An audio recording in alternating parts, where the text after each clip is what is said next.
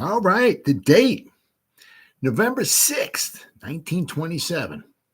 The time, well, it wasn't Monday Night Football, I can tell you that much. The time, 2:45 p.m. Don't you dare be late. The New York Giants versus Ernie Nevers Eskimos. Admission, 10,000 general admission seats, 50 cents. Rather affordable. Let's see. Then there's some upper and lower stands for $1.10. Reserve field seats are $1.65. And box seats, $2.20. So there will be a band concert at 2 o'clock. Now you can only enter the stadium at the 8th Avenue side only. So if you go on like the 7th Avenue, the 10th, or Main Street or something, you ain't getting in, right? You got to get in on the 8th Avenue side only if you want to get in to see this game. Right. So the game time, 2:45. The teams, the Duluth Eskimos at the New York Giants. In the place, none other than the Polo Grounds. The Giants, it happened, especially the first quite a few years anyway. The Giants usually started on the road in the beginning of the season. Basically, they were sharing the stadium with the New York Baseball Giants. So the Giants, back then were good, and they always had a chance of going to a World Series. So the Giants always tried to schedule their road games like early on, and then they would just wind up with like a boatload of home games pretty much in the middle toward the end of the season, and this would be one of those, obviously one of those games. The Duluth Eskimos also were pretty much and I'm going to show you some stuff. I mean, this is pretty much like a traveling team. Right, they would play like maybe one game or so like at home, and then they would be on the road because Duluth is cold. It's cold. I'm going to go over some stuff here. Just also go to show you, I mean, how the disparity in the schedules and all. It's not like it is today. Right, it's not like everybody, unless you got a bye week, of course. But I mean, it's like every week you play at one part. They play a game every week. It doesn't. You're not sure who you're playing, or whatever. But every week you're playing a game. Wasn't like that back then. The Duluth Eskimos came into this game. They were 1-2. The Giants came into this game. They were 5-1-1. So Duluth had played, 3 games. The Giants have played 7 already. So a big disparity. Now, this would be the second meeting between the two teams. The Giants, obviously, as we all know, started in 1925. Giants didn't play the Duluth in 1925. They played the Duluth Eskimos in 1926. It was 11-11, meaning November 11th, 1926. They played each other at the Polo Grounds. I'm going to go over this 1926 season for Duluth is just stone cold crazy, I'll tell you. I'm going to go over it a little bit here. But the Giants, they would win that game on November 11, 1926. They won 14-13. Now, they were winning 14-7. Duluth, I can't remember. I did a video on this game. This is the 1926 season. I did the entire 25 season. I did the entire 26 season. So now I'm working on the 27 season. But it was about a minute, maybe 2 to go in the game. Duluth scored to make it 14-13. But the extra point was blocked. Okay, so the Giants wound up winning that game 14-13. This game wouldn't be that close. The Giants had a couple hiccups early on. They for whatever reason they Benny Friedman and those Cleveland Bulldogs. The Giants just could not get past them. Let's see. But after that, the Giants had the 2 hiccups against Cleveland. They just couldn't score any points against them. Right. But after that, then they just started going on a roll. The first game of their regular season, they had an exhibition game against the Orange Athletic Club before the season started. But the Giants beat the Providence Steamroller. Then they tied the Cleveland Bulldogs. The Giants finished 1927 11-1-1. So their one tie and their one loss were early in the season. Once they got those out of the way with, then they went on a roll. Then the Giants beat the Pottsville Maroons, and then the Cleveland Bulldogs came to the Polo Grounds, and the Giants lost to them. So for whatever reason, I mean, the Cleveland Bulldogs defense was not that super duper spectacular. All right. Whatever reason, the Giants couldn't score any points against the Cleveland Bulldogs. So they tied them one time 0-0, then they lost 6-0 to them. But after that 6-0 loss to the Cleveland Bulldogs, the Giants just ran the table. Not only did they run the table, but they only gave up 2 touchdowns the rest of the entire season. And I say this like in every video. The Giants did. I mean, just if you think about this, this is pretty remarkable. The Giants did not give up a successful field goal try all season long. Now, of course, maybe some of it was from some of it was they got blocked or whatever. But I mean, obviously, when the opponents miss field goals and all, it's not always necessarily on the defense. I mean, just the field goal kickers just probably weren't very good. But however, also a lot of it too was, if you start looking at some of these scores that the Giants were winning by, when you get to the second half or in the fourth quarter and the other team's down by double-digit points, they're going for touchdowns. They're not going for field goals. So let me run off some of these scores here that the Giants kept winning by like double digits, right? After they lost to the Bulldogs 6-0, the Giants won 13-0, 27-0, 16-0, 21-0, 25-0. Let's see, then it was an exhibition game. Then they won 28-7, 13-7, 14-0, and 13-0. So they were winning by double digits every game. So a lot of the reason why they didn't give up field goals is that they were winning by double digits. And back then it was if they were down, the other teams were down. A lot of times they went for touchdowns. But I mean, if you think about it, the Giants actually, including extra points, only gave up 2 success. The ball was only kicked through the uprights 2 times by the opponents all season long. 2 extra points. There was 3 extra points, and one of them was missed. So it was only 2 balls that got kicked through the uprights against the Giants defense all season long. 2 extra points. That's rather remarkable. So the Giants would go on a roll. The Giants would win this game rather handily. This was also, as unfortunately as a lot of teams back then. This was also Duluth was around. They were in the league for a few years. As I'm going to read over some Wikipedia stuff here, but this was 1927 was toward their down. They were not around much longer. They had they had Ernie Nevers, one of the best players at the time.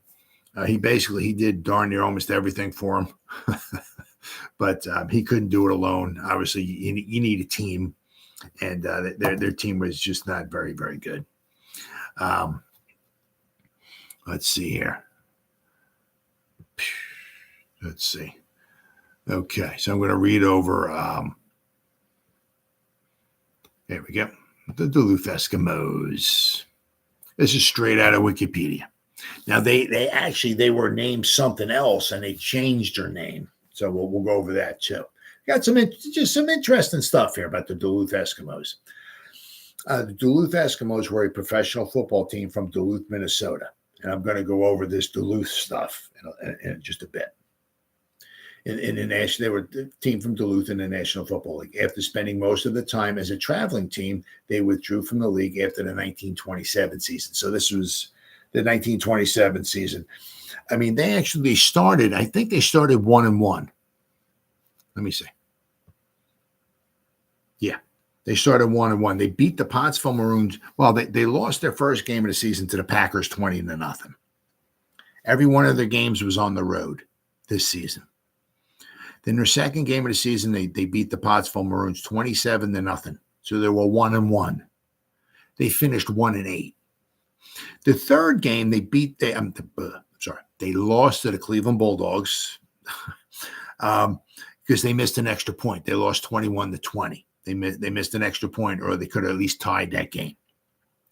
So, I mean, after the first three games, they had a chance of being at least 1-1. But then after that, the wheels kind of fall off. They lost 21-0, 13-7, 6-0, 6-0, 20-0, and 27-14.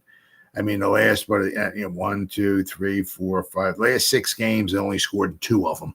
They got shut out 4 times. Their offense was just not very, very good. So they started 1-1, but they finished 1-8.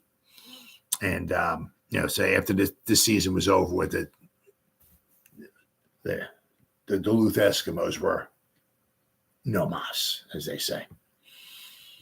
A distinction of the Eskimos is they were one of the first NFL teams to use a logo. And I think they were the first, if I'm not mistaken. They had an igloo on the front of their jerseys. Pretty cool.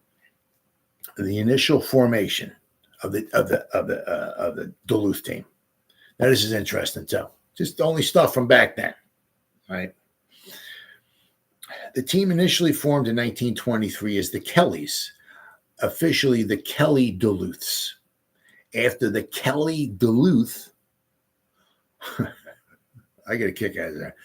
After the Kelly Duluth hardware store. So a hardware store. Go figure, right? I mean, ain't no hardware store nowadays buying an NFL franchise. I can tell you that much, unless it's maybe Home Depot or something like that. But not your local hardware store is not putting up, $35 trillion to buy an NFL franchise nowadays. I can tell you that much. But back then it could. The team joined the National Football League on July 28, 1923. The team was put together by Kelly Duluth hardware store owner M.C. Gerbert with the help of Dewey Scanlon, a college graduate who played football at Valparaiso University in Indiana. The Kellys, residing in the northernmost city in the NFL at the time, had the disadvantage of not being able to play at home during late November and early December due to the harsh winters in northern Minnesota. And we're going to go over that in a little bit. This meant that Duluth either played unusually short seasons. They played only 16 games in 3 years as the Kellys. They played 7 in 1923, 6 games in 1924, and only 3 games in 1925. That would be one of the reasons why also the Giants didn't play them in 1925. They only played 3 games. Or they had to play on the road as the Eskimos did, which allowed them to have a much longer schedule, which I'm going to go over their 1926 season in just a little bit. Duluth's best season came in 1924 when they went 5-1, putting the Kellys in 4th place. It's a very respectable record. That is absolutely without question. The team gets renamed. The Kellys lost their name sponsorship in 1926, but signed star running back Ernie Nevers. The team renamed themselves the Ernie Nevers Eskimos in response to those developments. In 1926 NFL season saw an increased emphasis on traveling teams. So there was the Los Angeles Buccaneers, the Louisville Colonels, the Buffalo Rangers. So, the Eskimos joined in on that trend, becoming a traveling team and allowing themselves to play a far longer season than the Kellys ever did. After one home game at the beginning of 1926, the Eskimos never played in Duluth again because every one of their games in the 1927 season, all 9 of them were on the road. And I'm going to go over this 1926 season. They played a lot of games on the road. And let's see. The team finished in the middle of the NFL standings in 1926, prompting the Eskimos to continue the traveling team setup. In 1927, the results were far more negative, winning only 1 game. Owner Ole Hogsrud, I think it might be, then sold the team back to the league at the end of the season. Haugsrud was able to buy 10% of the Minnesota Vikings.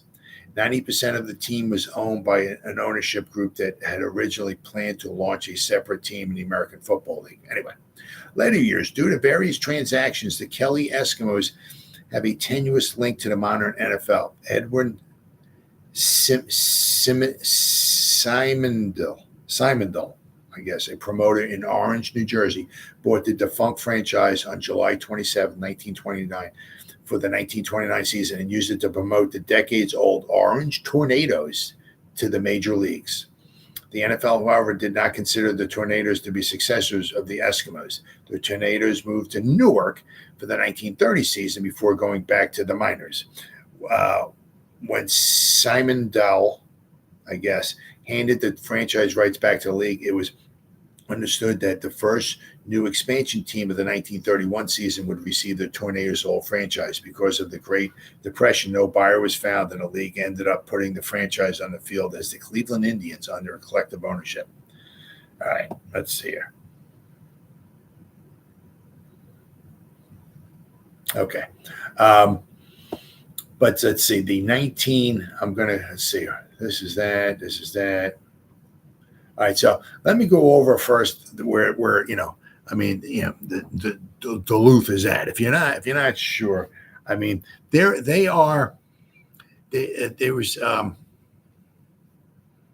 back in like that. Can I move it? No, I can't move it. Oh, yes, I can. There we go. Cool. Hold on, let me try to. Nah, that wasn't working. Minneapolis. Nah, whatever. That's better. Anyway, the Minnesota Vikings. If you ever watch some of their highlights back from the 60s and the 70s when they used to play in Metropolitan Stadium where the Twins played, it was cold. Snow and all that. They always had like a home field advantage there. It was windy and watching those highlights just brings tears to my heart. I just love it because I love that old time stadium. Now they play indoors and I can't stand it. Absolutely can't stand it. Football's meant to be played outside. It ain't no freaking pansy ball here. It's football. If it's cold, big deal. Put the big boy pants on, dudes. We're playing football. If there's snow on the ground, guess what? There's snow on the ground. If the ground's frozen, who cares? Play football. I can't stand it. I'm sorry. I'm an old-time fart. Can't stand this dome bull crap.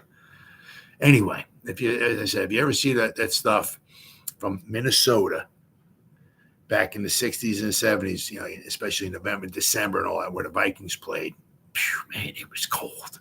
Well, Duluth is even more north of that. They're like 154 miles north of Minneapolis, Minnesota. They're also 6 miles from Lake Superior. Well, Lake Superior, out of all the Lake Huron and Lake Michigan and Lake Erie and right, there's like 5 of them. Lake Superior is the one that's like most north. They're like 6 miles, Duluth, from there's like a point where Lake Superior like touches Minnesota, and Duluth is right there.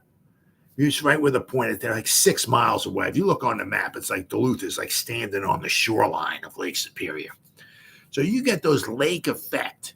The winds and all that stuff. Holy cow, it's got to be freaking freezing there. They're like 100. It was weird. I looked. They're like 154 miles north of Minneapolis, Minnesota. Duluth is.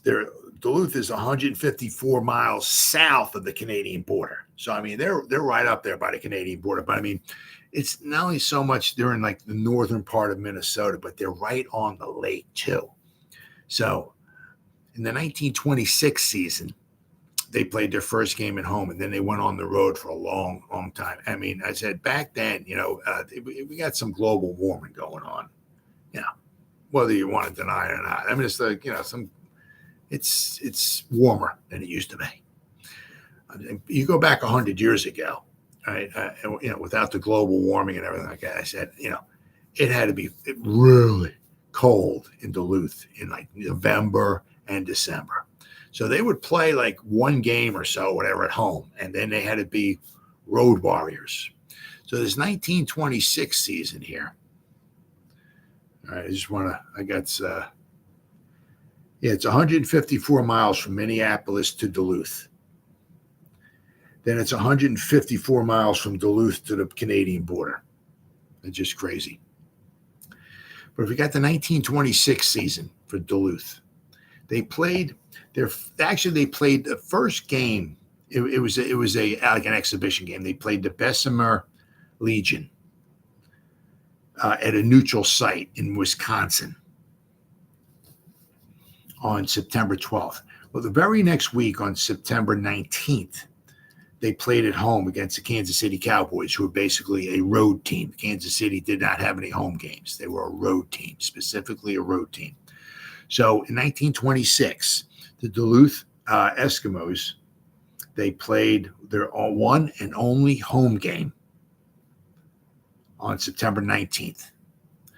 They played 20 more games between regular season games and exhibition games. They played 20 more games between September 26th to January 9th. So basically in about 3.5 months, they played 20 games. So from toward like the end of September to the beginning of January, about 3.5 months, they played 20 games. Everyone was on the road. They played, they played a game in Minnesota and then Wisconsin, Indiana, Wisconsin, Illinois, Wisconsin, Missouri, Michigan. Then they played the Giants where they lost 14-13. Then they played in Pennsylvania. They played another one in Pennsylvania. They played in Ohio. They played in Connecticut. They played in Rhode Island. They played in Missouri. They played then toward Christmas time. Then they played 5 games out in California. They played in San Francisco, Los Angeles, Emeryville, Sacramento, and in San Francisco again. But they played 20 after they played this one game at home on September 19th. They beat the Kansas City Cowboys 7-0 at home at Athletic Park in Duluth, Minnesota. There were 6,000 people there. Well, then they went on a road trip. They played 20 straight games at home. In a row on the road. So, but there's a little interesting story here about that. Right. So this is from the Pro Football Hall of Fame here. Talks about here Pro Football's $1 franchise, this is interesting too. There's a couple interesting things in this one story here. Talking about the Duluth Eskimos. An often told story about yesteryear is how in 1925, Tim Maurer paid just $500 to purchase the Giants. A similar but lesser known tale is that of the 1926 Duluth Kellys. Well, they became the Eskimos, but anyway, Duluth franchise actually sold for the bargain basement price of $1. That's what team manager Ole Hogsrud and coach Dewey Scanlon paid to take over the financially struggling team. The Kellys originally operated as an independent pro team, but joined the NFL in 1923. But after 2 relatively unsuccessful seasons, the team ownership was ready to throw in the towel. That's when Hogsrud and Scanlon made their offer. For their $1, they got not only a pretty lousy team, but also its debts as well too. So there were debts that were included with the team. So, but they bought it for $1. What a bargain! So, but they also got the debts which were large. Hogsrud's plan, however, was to sign his longtime friend and Stanford All-American Ernie Nevers to a pro contract as the team's player coach. Nevers was the best-known athlete coming out of college in 1926, and Hogsrud felt that his gait appeal would assure the team's success. Unfortunately, the American Football League, which was around for one season in 1926, which was a new pro league started by Red Grange and his agent, C.C. Pyle, offered Nevers a very lucrative contract. Out of friendship to Hogsrud, Nevers agreed to play for Duluth if Hogsrud would match the AFL's offer of $15,000, which back then was a lot of money. $15,000, and he only played for 4 months? Wow. So if he would match the AFL's offer of $15,000 plus 25% of the gate, so he made easily, I don't know, $25,000, $30,000, $40,000 in that one season, 1926, especially when they played 22 games. So Ernie Nevers made a lot of money, but he was a tough son of a gun. You got to listen. Hogsrud agreed. He even changed the name of the team to Ernie Nevers Eskimos, although for the most part, the press often referred to the team as the Duluth Eskimos. Hogsrud, who eventually took sole control of the team, was determined to make his $1 investment pay off. Even the players agreed to help by agreeing to play for just $50 a game. But there's a catch. There's a catch. If they lost, they got $50 for the game. If they tied the game, they would get $60. If they were to win the game, the players would get $75 a game. All of which was below the average pay of the day. But the upside was, however, that Hogsrud scheduled as many games as he could to find takers, thus guaranteeing his players more paydays. So if you look, if the guys basically, say if between the wins, the losses, and the tie, just say they made $60 a game. They played, 20 games in that 1926 season. So if they averaged $60 a game, they averaged over it's like 22 games they played. So they, basically if the guys played in every game, of course, too, they would have made over $1,300, which once again, back 100 years ago was a lot of money. They would have made $1,300 in about 4 months' time, which once again was a lot of money back then. So as part of his plan, Hogsrud made the Eskimos a traveling team. After just one game at home, which was that game in September against the Kansas City Cowboys, the Duluth Eskimos were on the road. The Eskimos set out on a coast-to-coast journey that included more than 20 games and more than 17,000 miles of travel. To keep expenses down, the Eskimos rarely traveled with more than 15 players. And to make the squad look larger, Hogsrud, who wasn't a player, would often suit up as if he were a player. So instead of 15, he dressed up as a player. He wasn't a player, but he would be like the 16th player, just to make the squad look larger. Famed sports writer Grantland Rice was so impressed by the Vagabond team, he named them the Ironmen of the North. There we go. This is about Ernie Nevers. Just as Hogsrud had predicted, Nevers was a terrific gate attraction. He was also a terrific player. He did most of the ball carrying and passing and all of the place kicking and punting. He even returned punts and kickoffs and played defense. Unbelievable. What a warrior.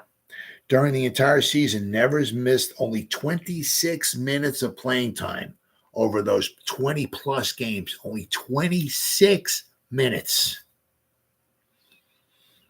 But he missed 26 minutes of playing time when doctors ordered him to sit out a game in Milwaukee.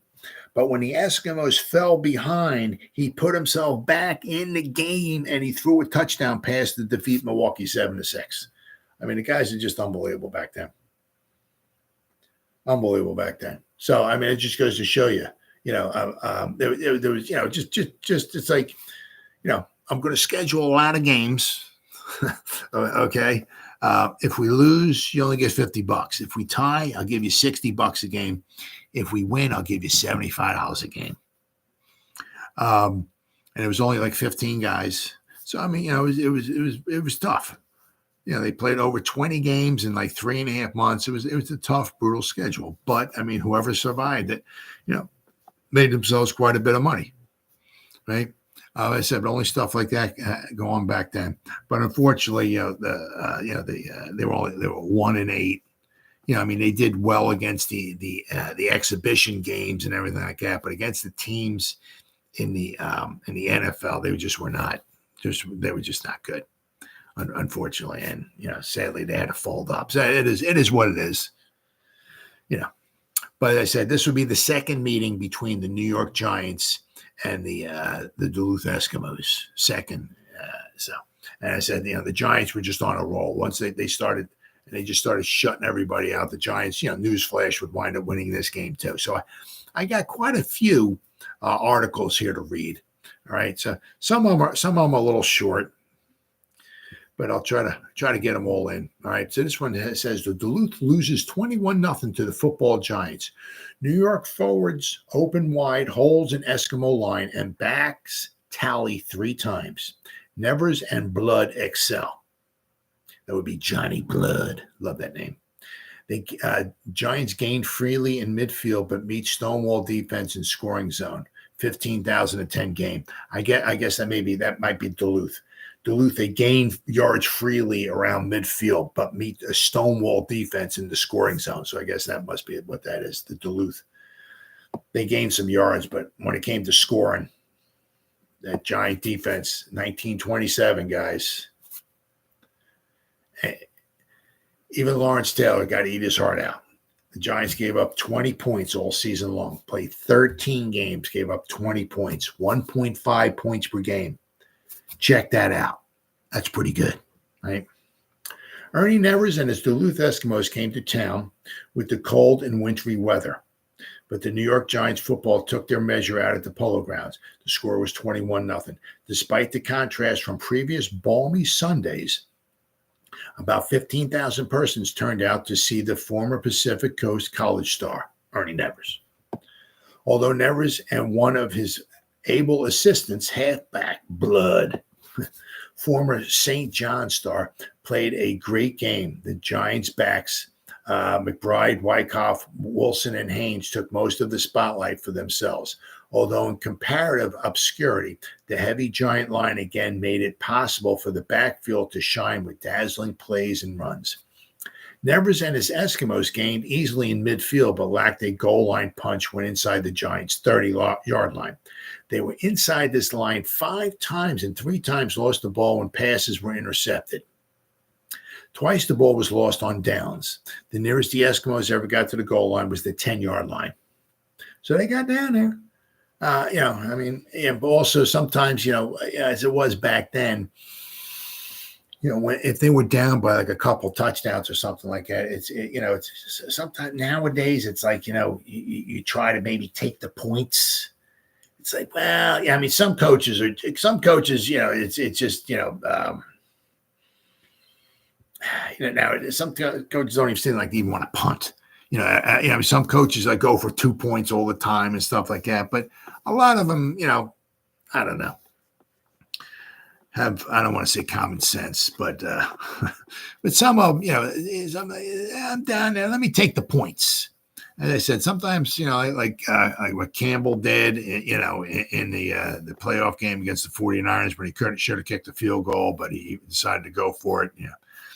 But back then, it wasn't like, well, we're down 14-0. Let's take the points and let's see what we can do on the next drive. Now, when you're down by a couple scores, a lot of times back then, they're not kicking field goals. They're going for it. You know what I mean? So that's quite possible why some of these times that they, failed to score, because they just kept probably going for touchdowns instead of kicking field goals.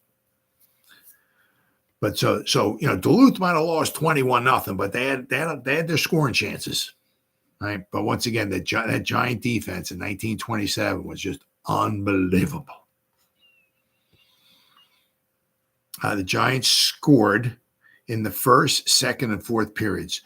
Wilson, Wyckoff, and Haynes made the touchdowns in that order. McBride kicked all 3 of the points after touchdowns behind the line that could not be broken by even the 3 Roonies, 2 of whom were in the line and the other in the backfield. Wilson gets the first score. Garvey, former Notre Dame player, started the Giants on their way to the first touchdown when he intercepted one of Nevers' passes on the Eskimo 30-yard line. 2 plays advanced the ball 9 yards, and then McBride passed to Corrigan for 6 more. McBride made 4 around the end and then 7 yards around the other end when he tried to pass but found nobody free to take the throw. This put the ball on the 4-yard line. Haynes got a yard, and then Mule Wilson smashed his great bulk over the line for a touchdown. Wilson was a big guy. He was a big guy. You ever see a picture of him? If you look at the picture in this the thumbnail, if you can find where Wilson's at, big dude.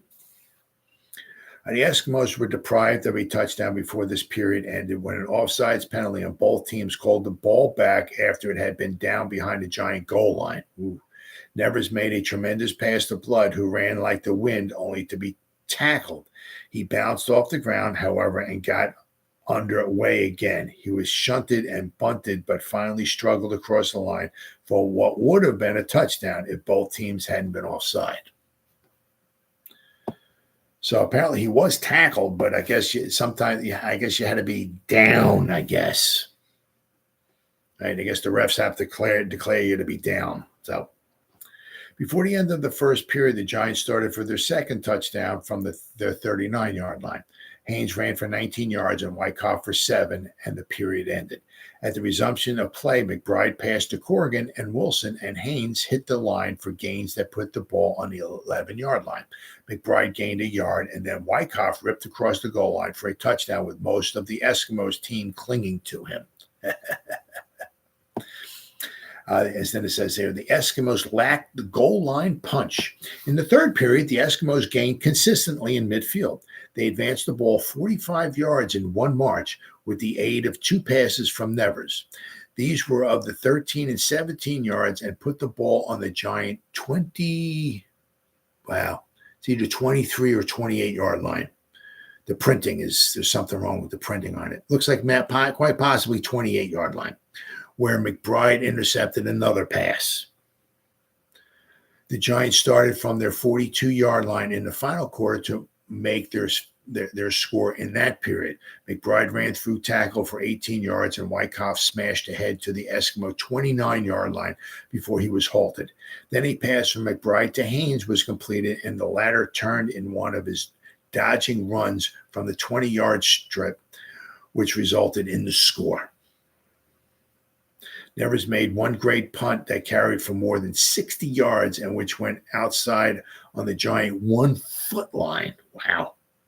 It was one of the greatest kicks any punter has ever made, but strangely enough was immediately duplicated. Wyckoff standing behind his own goal line after this play was forced to kick. His boot put the ball well beyond midfield and was as great a kick as the other, except for the angle feature, which put the ball outside so perfectly. Let's see here. All right, let's see, the starting lineups. Yes, interestingly, there were 3 brothers, all the Rooney brothers. All 3 of them started for Duluth in this one game. All right, Corrigan was the Giants' left end. Steve Owen, the Giants' future coach from 1931 to 1953, was the Giants' starting left tackle. Garvey was the starting left guard. Murtaugh was the center. Nesser was the right guard. Milsteed was the right tackle. Stallman was the right end. Inky Haynes was the quarterback. Mule Wilson was the left halfback. Wyckoff was the right halfback. And Jack McBride was the starting fullback for the Giants. For Duluth Eskimos, Cronin was the left end.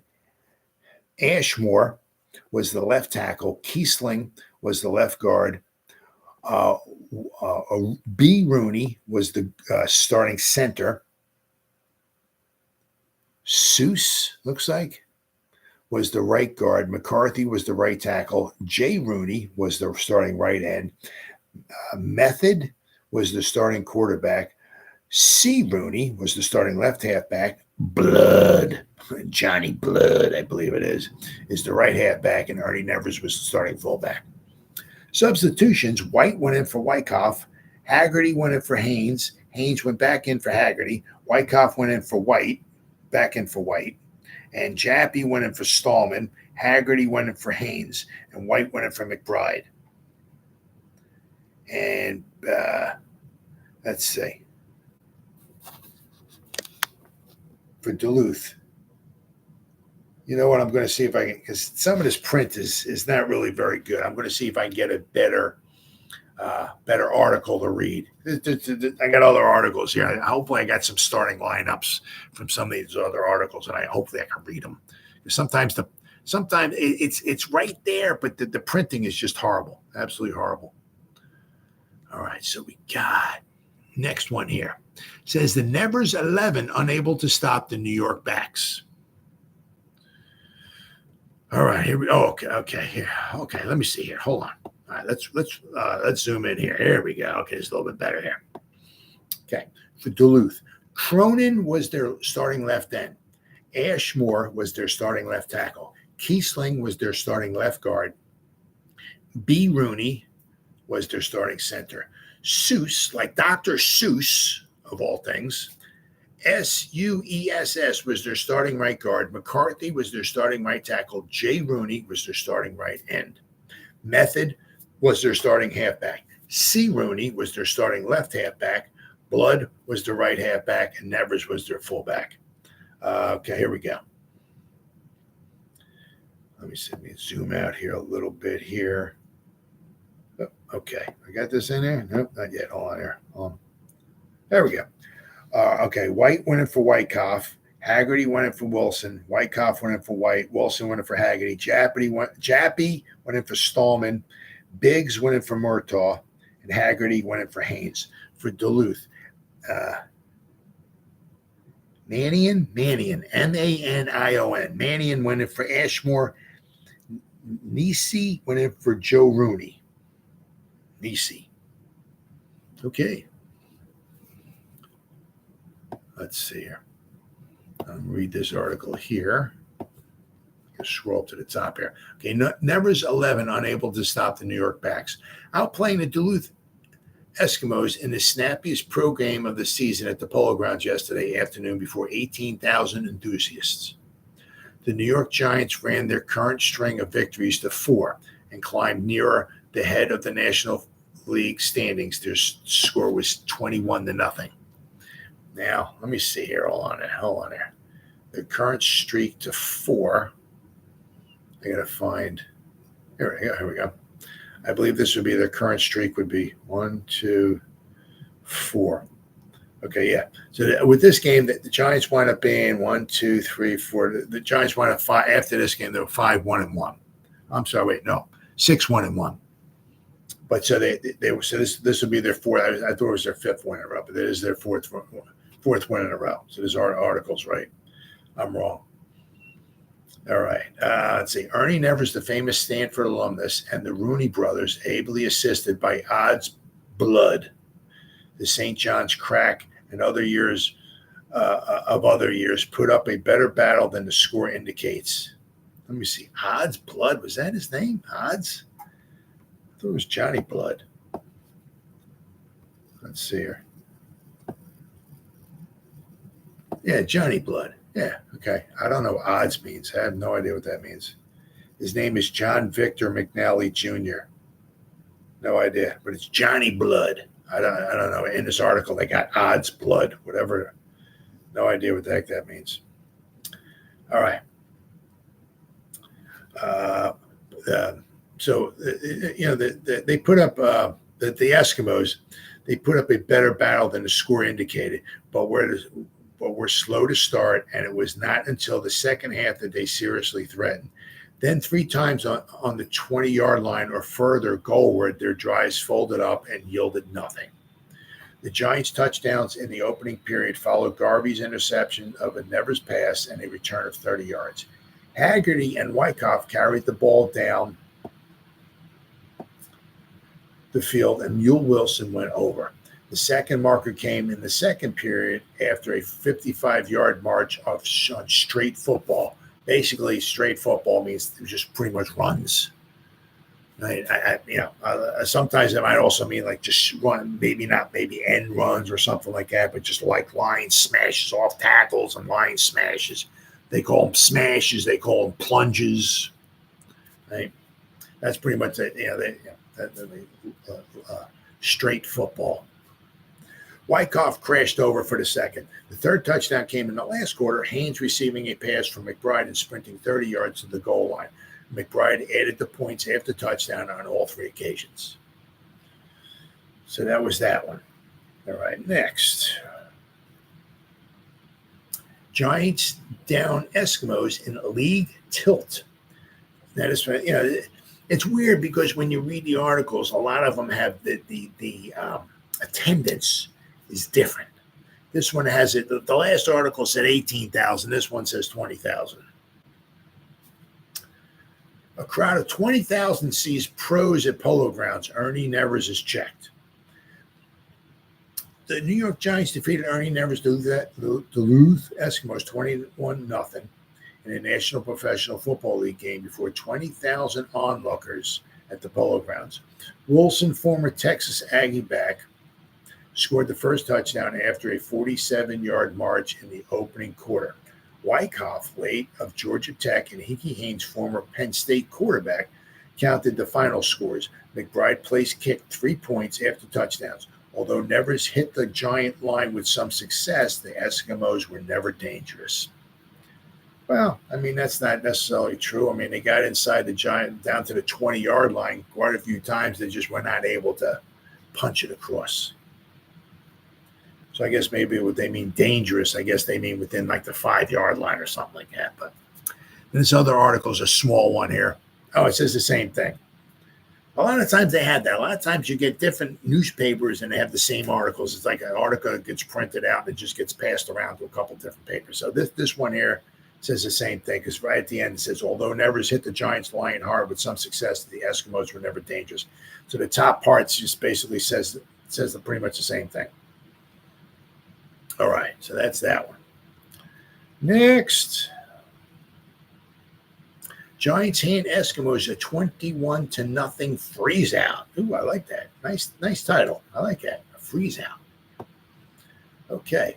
Ernie Nevers and the Duluth Eskimos were frozen out at the Polo Grounds yesterday afternoon by hard-playing New York Giants to the tune of 21-0. Mule Wilson of Texas, Wyckoff of Georgia Tech, and the ever-dependable Hickey Haynes of Penn State were each responsible for a touchdown. This was the fourth straight victory for the Giants. And as I do apologize, I thought it was their fifth one in a row, but no. They beat the Providence Steamroller. Then they tied. Then they won. Then they lost. Then they won 4 in a row. So with this win, now after this win, they're 6-1-1.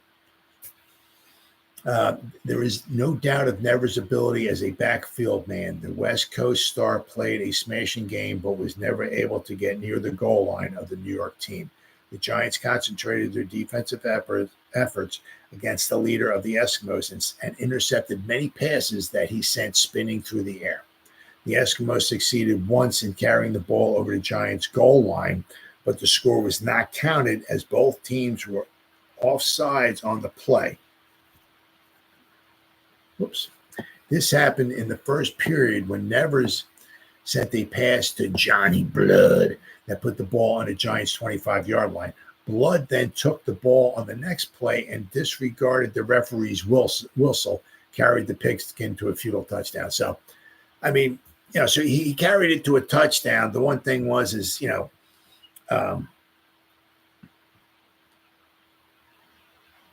the whistle was blown by the ref. So he scored a touchdown, which obviously was blown dead. So, if the referee's blowing the whistle, did the defense, take it easy? Did the defense there's a whistle, dude. I'm not running after you.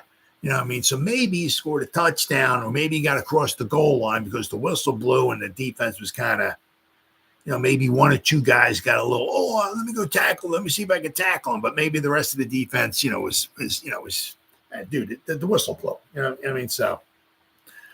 So maybe that's the reason why he scored a touchdown. All right, then we got this one here. Duluth loses 21-0 to the football Giants. Let's see here. That's what I'm saying. It said this one says even something different. It's crazy. Silly, I tell you, silly. Ernie Nevers and his Duluth Eskimos came to New York yesterday with the cold and wintry weather. I mean, it just goes to show you, this is the beginning of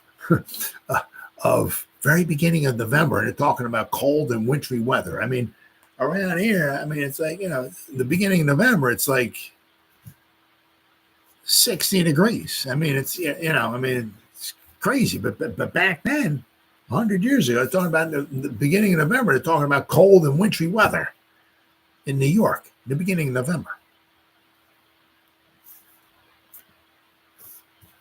The score was 21-0. Despite the contrast from previous balmy Sundays, about 15,000 persons turned out to see the former Pacific Coast College star, Ernie Nevers. So this one says 15,000. One said 20, one says 18, one says 15.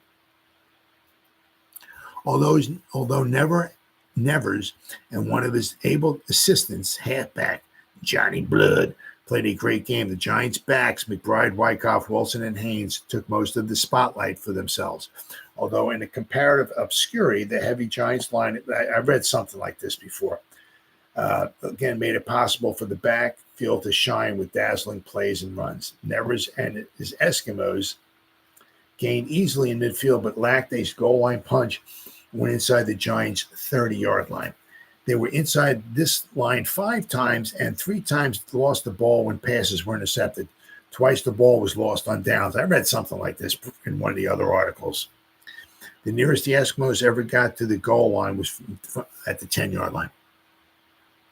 The Giants scored in the first, second, and fourth periods. Wilson, Wyckoff, and Haynes made the touchdowns in that order. McBride kicked all 3 of the points after touchdowns behind the line that could not be broken by even the 3 Roonies, 2 of whom were in the line and the other in the backfield. All right. That's that one. Yeah, unfortunately, a lot of times you get these the articles, and a lot of them just kind of say the same thing. Maybe the headlines sometimes are different, but a lot of times it's just like the wording's the same. Yeah, so you might get 6 articles, and it might only be actually 2 different articles, because 3 of the newspapers might have the same one article, and the other 3 might have the same exact article. So, all right. So I got how many more do I got here? I got 2 more. This one's a short one here. It says Giants down the Eskimos. The New York Giants defeated Ernie Nevers' Duluth Eskimos 21-0 in a National Professional Football League game before 20,000 at the Polo Grounds. Wilson, former Texas Aggie back, scored the first touchdown after a 40-yard march in the opening quarter. Wyckoff, late of Georgia Tech, and Hinkie Haynes. Hinkie Haynes scored the first touchdown in Giants history. Right? Hinkie Haynes from Penn State counted the final score. McBride place kicked 3 points after touchdown. So that was a very, very short one. All right, so then I got uno mas. Now this one's got a little length to it, and hopefully it doesn't say the same exact thing as, well, I guess we'll find out. It says football Giants defeat Duluth. Let me zoom in here. All right. The New York football Giants backfield, consisting of Mule Wilson, Doug Wyckoff, Hinkie Haynes, and Jack McBride, scored all the 21 points that were scored yesterday in the game against Ernie Nevers' Duluth Eskimos at the Polo Grounds. Wilson, Wyckoff, and McBride were good for 1 touchdown apiece. Now, Wilson, Wyckoff, and Hinkie Haynes. So that, sometimes they get this stuff wrong. But in this article, it's Wilson, Wyckoff, and McBride were good for 1 touchdown apiece. And McBride was good for 3 additional markers on placement kicks. Well, so it was the typing is wrong here. It was Wilson, Wyckoff, and Hinkie Haynes scored the 3 touchdowns. The scoring was equally distributed amongst the first, second, and fourth periods, 7 points in each period. Right? While about 15,000 fans shivered in the stands and wondered what it was all about. It's just crazy. I say, if you read some of these articles too, I mean, this is New York, right? If you look at November 6th, 2024 and you go in New York, I mean, people aren't going to be shivering. I can almost guarantee it. I'm not saying it's going to be 80 degrees, but I'm saying I read a lot of these articles, and you're going back 100 years. I see this quite a bit. Like games in November. Cold. They're talking about, and I'm like, yeah, cold, yeah. I mean, I can't remember last time I saw a white Christmas. I mean, I'm in South Jersey, so whatever, 150, 200 miles south of New York City, But I mean, I can't remember last time I saw a white Christmas, and that's at the end of December. They're talking about cold in the beginning of November. There are no dear old alma maters to do or die for in professional football games. The Giants lost little time in putting together their first touchdown over the last white line. I like it, a lot of times they describe the stuff differently. It's not the goal line; it's the last white line. I like that. Shortly after McBride kicked off, Garvey intercepted an Eskimo pass flung by Ernie Nevers on the Duluth's 11, 30, not the Duluth team, the Duluth's 11. That's what another one of their, way they call a football team. It's the 11. On the Duluth's 11, 30-yard line. A series of short end runs and a forward pass, McBride to Corrigan, put the ball on the 4-yard line, and from this point, Mule Wilson circled the left wing for a touchdown. About the nearest that the visitors came to scoring was on a 30-yard forward pass flung by Nevers into the expectant arms of Blood, who caught it on the Giants' 25-yard mark. Not line, mark. He went down with a tackler and then regained his feet to sprint the remaining yardage for what should have been a touchdown, as the play was recalled, both teams being offside. The second period opened with the Giants in possession of the pigskin on the Eskimos' 30-yard line.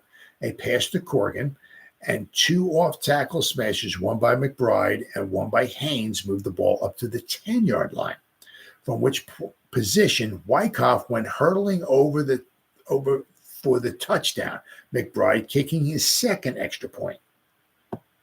The third and final score came in the last quarter when the Polo Grounders received a punt on their own 43-yard line and began a march that culminated.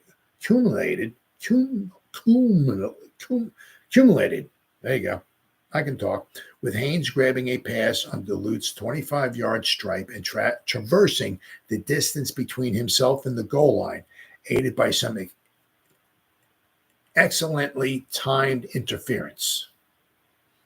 Nevers, who was called the greatest back in the country while at college, despite the fact that Red Grange was with Bob Zupke's Illinois team at the same time, showed plenty of ability as a forward passer, but did not seem to be able to make much headway through the Giants' forward wall. His own line simply would not hold in moments when to hold was the paramount consideration. More than once, they lost the ball on downs within striking distance of the Giants' goal. In the third period, the Eskimos fought their way to the 10-yard stripe, but could not budge the Giant defense another inch backwards. The victory over Duluth was the fourth straight for the New York 11, which has been scored upon only by Benny Friedman's Cleveland Bulldogs, which is true. So up to this point in time, right, the Giants were 6-1-1. They played, obviously, my math is right, that's 8 games. So in 8 games, the Giants only gave up 6 points in 8 games. Only scored 1 touchdown. And the thing was, again, as I said previously, against the Cleveland Bulldogs, they played them 2 times, and they could not score a point against the Bulldogs in either one of those games. The first one, they tied around Cleveland, and they tied 0-0. Then a couple weeks later, Cleveland came to town at the Polo Grounds, and Benny Friedman, wound up beating the Giants. Benny Friedman and the Cleveland Bulldogs wound up beating the Giants 6-0. So the Giants could not score a touchdown against the Cleveland Bulldogs. So they had to settle for a tie and a loss, but the rest of the games they wound up winning. Now this would here be as I said, the Giants would be 6-1-1. Now, interestingly, this game was played on a Sunday. Now the Giants would wind up playing 2 days later on a Tuesday against the Providence Steamroller at the Polo Grounds. So my next video I do will be from November 8th, 1927, when the Providence Steamroller come to town at the Polo Grounds. It would be part of a triple header with high school games. There'll be 2 high school games played prior to the Giant game. So the Giant game will probably start around 2:30, 2:45, somewhere around there. The high school games, one will probably start around 12, another one will probably start around like 11. Sorry, I'm an idiot. One will start around 12, one will start around 1 or 1:15, somewhere around there, and then the Giant game will start after those 2 high school games over. There was something about Election Day, Tuesday, Election Day, something about that day back 100 years ago that was like warm apple pie. It was something like Monday Night Football nowadays. Something about, I don't know what. Tuesday, Election Day, you got to play football on it. I don't know what it was, but Tuesday was big. I mean, not big. Election Day, Tuesday was big to play football on. But the problem is that all these teams played football on Sunday.